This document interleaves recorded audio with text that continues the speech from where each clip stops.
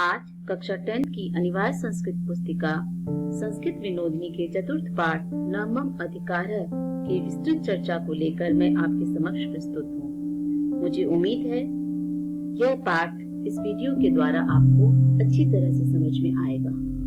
बच्चों, चाणक्य को कौन नहीं जानता। वे एक ऐसी महान विभूति थे जिन्होंने अपनी विद्वता, बुद्धिमत्ता और क्षमता के बल पर भारतीय इतिहास की धारा को बदल दिया। वे एक कुशल राजनीतिज्ञ, चतुर कूटनीतिज्ञ, प्रकांड अर्थशास्त्री और एक महान शिक्षक थे। इनको विष्णुगुप्त या कौटिल्य के नाम से भी जाना जाता है।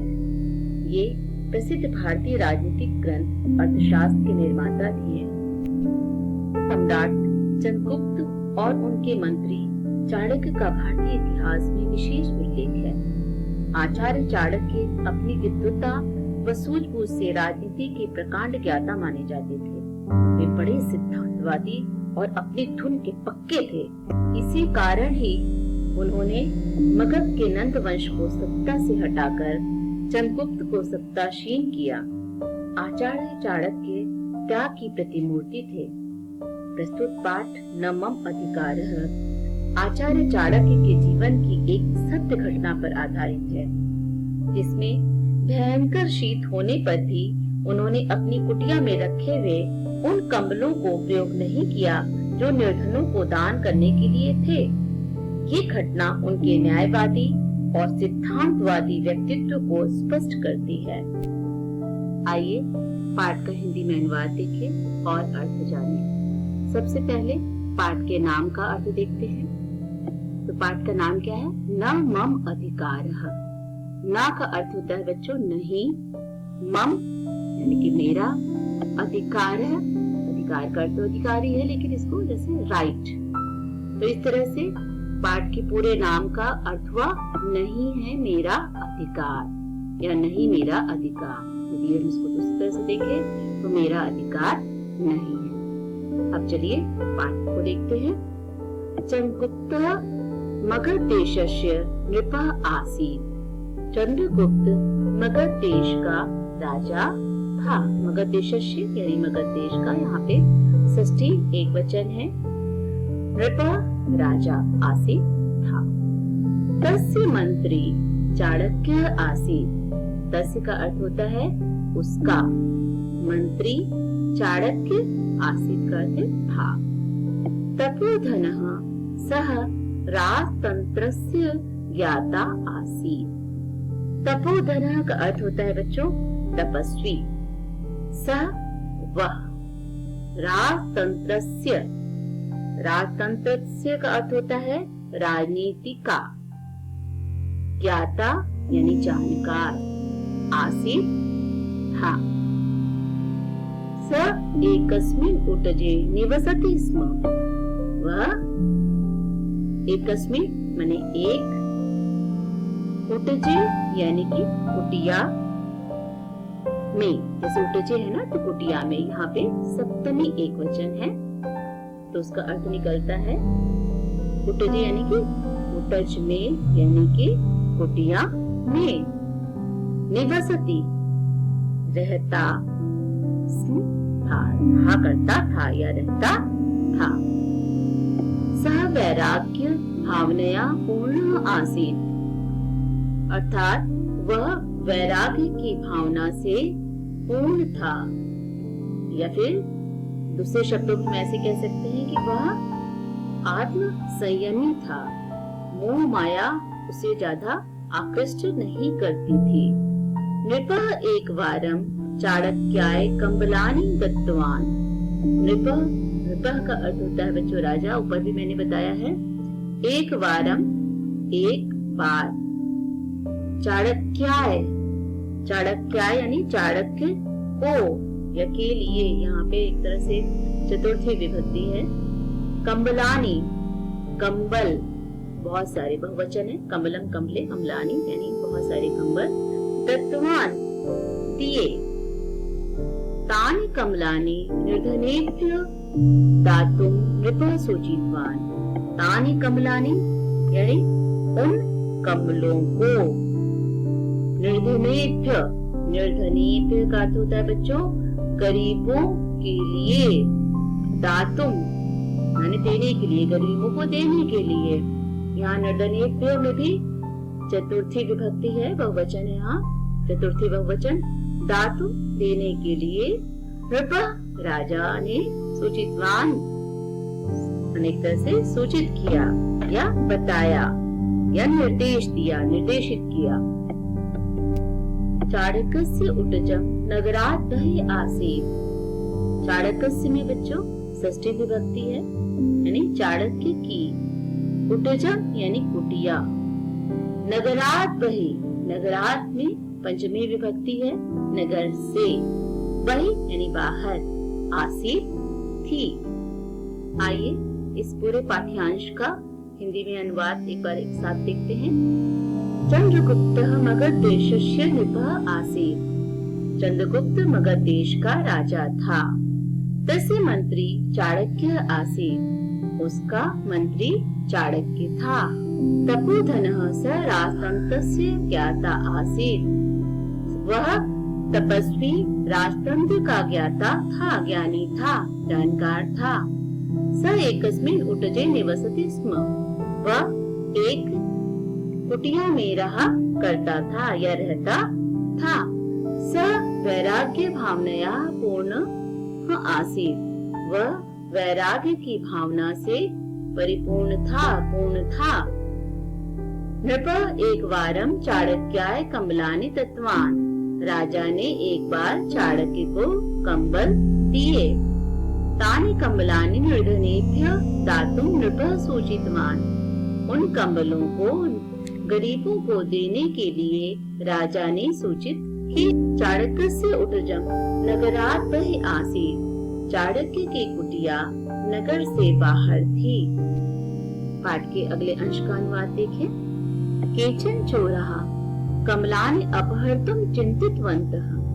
केचन का अर्थ होता है बच्चों कुछ, चोरा यानी चोर लोग, यहाँ पे जो कि बहुवचन है यानी कि एक नहीं बल्कि कई चोर हैं, एक से ज्यादा हैं। कमलानि कंबल, अपहर्तुम चोरी करने के लिए, चिंतितवन्तम विचार किया, सोचा। बच्चों अपहर्तुम में तुमुन प्रत्यय लगा हुआ है जिसका अर्थ होता है के लिए। तो अपहर्तुम यानी चोरी करने के लिए या चुराने के लिए। अब आगे चलते हैं। ते एकदा रात्रो चाणक्यस्य उटजम प्रविष्टवन्तः। ते माने वे सब। यहाँ पे ये ते शब्द किनके लिए आया है? चोरों के लिए आया है, जो कि चोर बहुवचन है, कई हैं वो, तो इसलिए यहाँ पे ते माने वे सब। एकदा यानी कि एक बार, रात्रो रात में, चाणक्य से यानी कि चाणक्य उटजम कुटिया में क्या किया? प्रविष्टवन्तः प्रवेश किया, प्रविष्ट हुए, घुस गए। तस्मिन् समये मध्यरात्रि शैत्यकालः च आसीत्। तस्मिन् का अर्थ होता है बच्चों उस समय।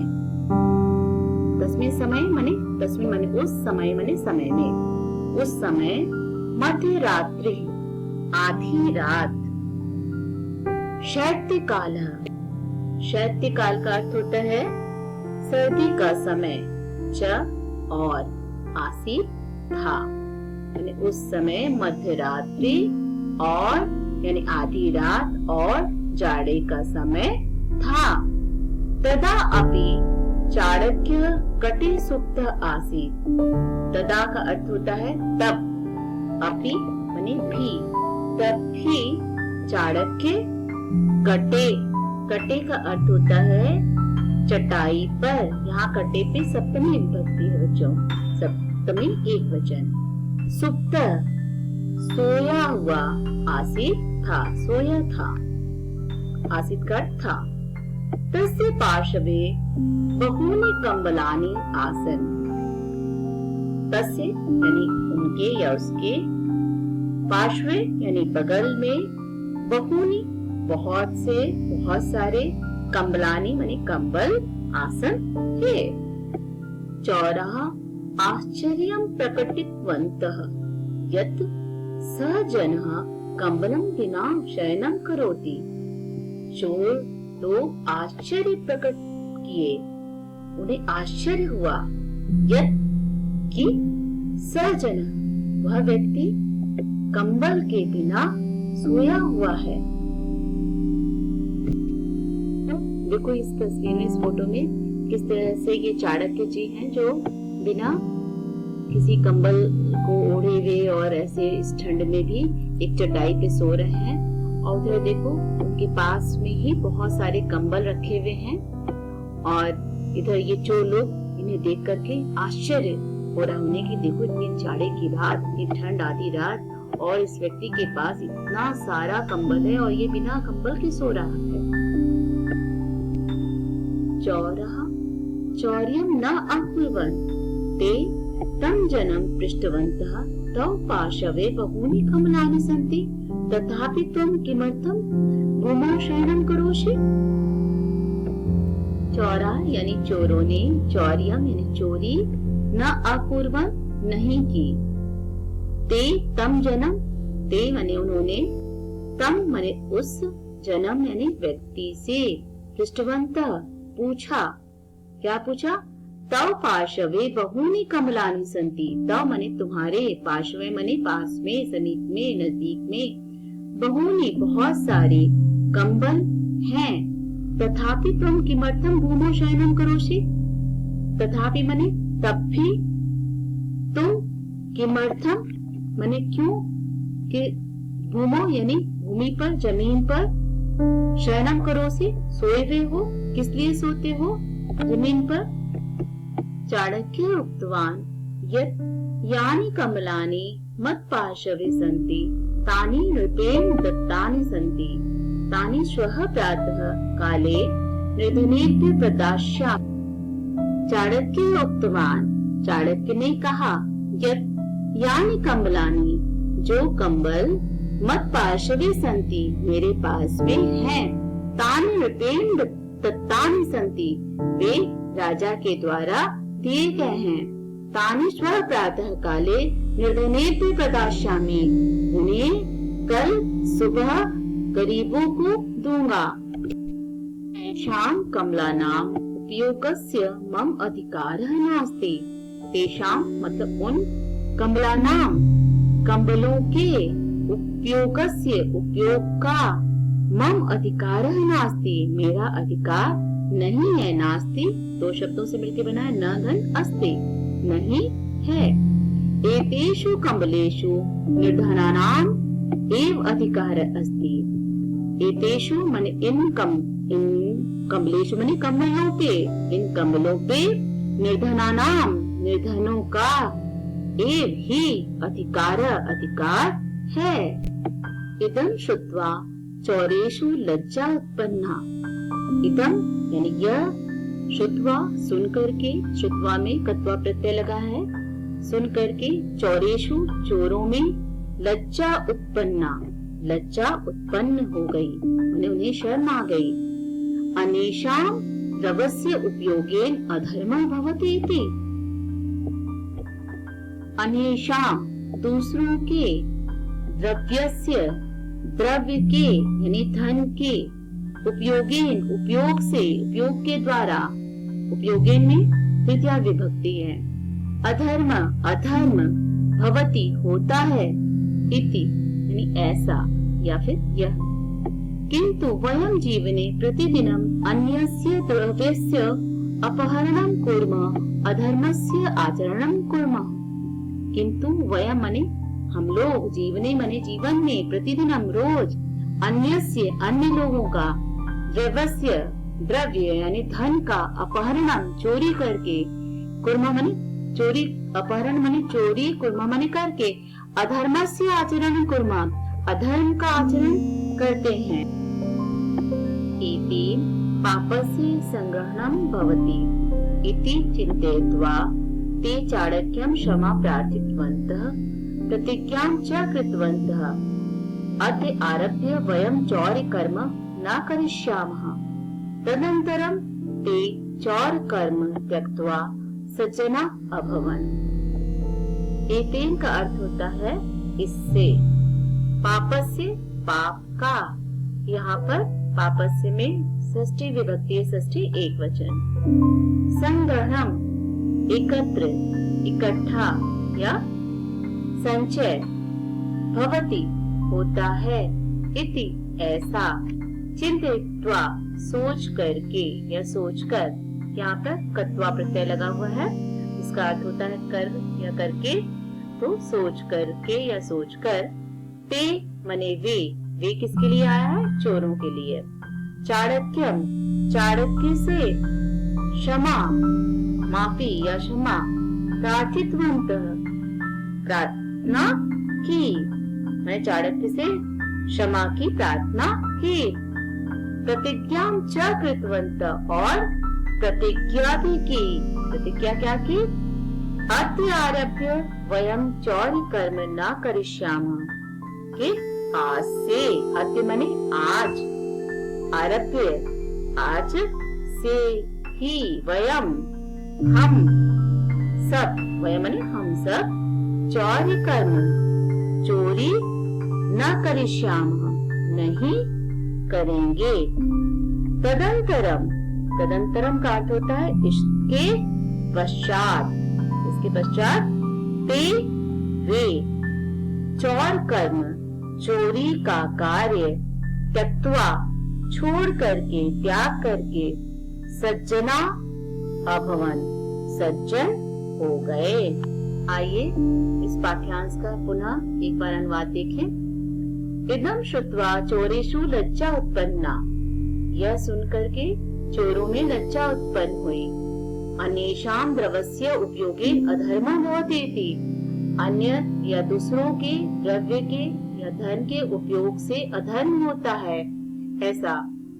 किंतु वयं जीवने प्रतिदिनं अन्यस्य द्रव्यस्य अपहरणं कुर्मः अधर्मस्य आचरणं कुर्मः, किंतु हम लोग जीवन में प्रतिदिन अन्य यानी दूसरों के द्रव्य के अपहरण यानी चोरी करके अधर्म का आचरण करते हैं। एतेन पापस्य संग्रहणं भवति, इससे पाप का संग्रहण होता है या पाप इकट्ठा होता है, पाप का संचय होता है। इति चिंतयित्वा ते चाणक्यं क्षमा प्रार्थितवन्तः, और ऐसा सोचकर वे, ऐसा विचार कर वे चाणक्य से क्षमा की प्रार्थना करते हैं। प्रतिज्ञा च कृतवन्तः, और प्रतिज्ञा भी करते हैं। क्या प्रतिज्ञा करते हैं? अद्य आरभ्य वयं चौर्य कर्म न करिष्यामः, आज से हम लोग चोरी का काम नहीं करेंगे। तदंतरम ते चौर कर्म त्यक्त्वा सज्जना अभवन, और इसके पश्चात वे चोरी का काम त्याग करके सज्जन हो गए। आशा है बच्चों आपको यह पाठ स्पष्ट हो गया होगा, अनुवाद और अर्थ भी समझ में आ गया होगा। अब आपसे हमारी मुलाकात अगले वीडियो में हिंदी के किसी एक नए टॉपिक के साथ होगी। धन्यवाद।